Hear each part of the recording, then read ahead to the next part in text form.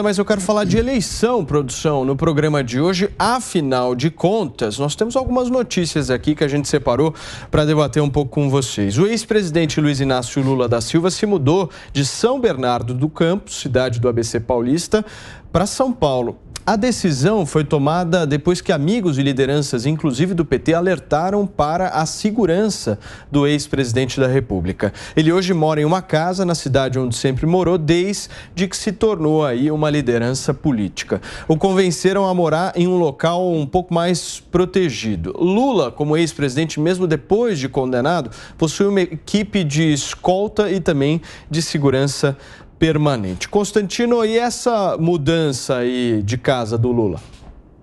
Pois é, né? Ele podia ter ido para o triplex, né? No Guarujá, ou para um sítio que tem os pedalinhos lá com o nome dos netos dele. Ele escolheu ir para São Paulo, em outro lugar, tudo bem.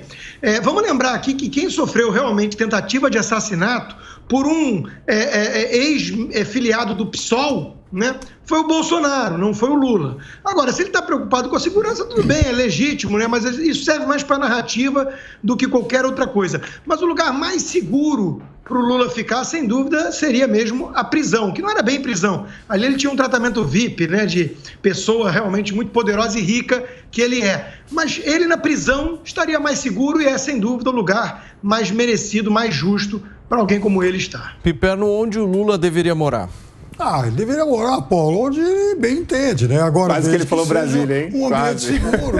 Não, onde ele bem entende. Se quiser morar aqui em São Bernardo, na minha Araçatuba, qualquer cidade aí e tal. Até porque ele precisa realmente de um lugar muito, muito bem protegido, porque ele não tem casarão, mansão em condomínio na Barra, né? Ele não tem, por exemplo, casa em Angra dos Reis, ele não tem casa em Brasília, o filho não comprou mansão de 6 milhões de reais em Brasília. Então ele tem que procurar realmente um lugar seguro, até porque é verdade mesmo que, lamentavelmente, isso é uma mancha na história da República. O então candidato Jair Bolsonaro sofreu um atentado. E isso ninguém pode esquecer da história desse país, né? Isso foi um ato covarde.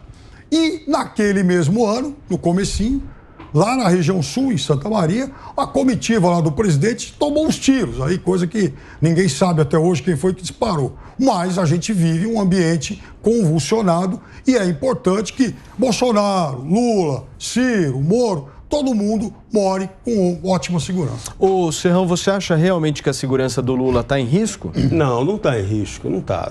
Isso é um factoide. Isso é uma grande bobagem que eles estão querendo criar com comparação ao que ocorreu com o Bolsonaro, né? Quem corre risco, na verdade, são adversários do PT, né? Foram petistas muito nobres, como Celso Daniel, Toninho do PT, que brigaram com a cúpula do partido e depois apareceram torturados e mortos, né? E no caso de Lula, ninguém vai fazer nada com o Lula, ninguém tem essa intenção. Onde ele morava ali em São Bernardo do Campo é absolutamente seguro, lugar tranquilo, nada aconteceu com ele aí nunca, nenhuma ocorrência contra o presidente Lula naquela região. Agora ele quer mudar para São Paulo por achar mais conveniente, ok. De repente vai morar onde? Um dos apartamentos milionários que o filho dele adquiriu? Pode ser, é uma boa, né? Vai ter uma segurança diferenciada, padrão alto, além da que ele já tem como ex-presidente da República, repito, paga com o dinheiro, com parte até de cartões corporativos da presidência da República. Fala, Consta, eu vi que você me pediu a palavra. Não, porque já que voltou a questão do cartão corporativo, só para lembrar algumas coisas. Primeiro, que qualquer comparação com governos anteriores, a gente tem que ajustar o câmbio, né? Muito desses gastos é em viagem internacional, combustível e tudo mais. E segundo, como o próprio Bolsonaro já disse, no começo da pandemia, aquela operação de resgate de brasileiros na China, por exemplo, foi paga com o seu cartão corporativo. Então são coisas que precisam ser levadas em conta para não deixarmos as narrativas pipérnicas passarem ilesas por aí. E você, como porta-voz, você engoliu a versão dele sem que a sociedade tivesse condição de checar isso, porque, afinal de contas, está tudo revestido e protegido pelo sigilo. E faltou também a atualização monetária na calculadora pipérnica, porque você não pode pegar um gasto de 10 anos atrás e comparar com o gasto de hoje. Então vamos lá, pelo senador petista. Tudo isso. Vamos dar então a sugestão saudável à presidência da República.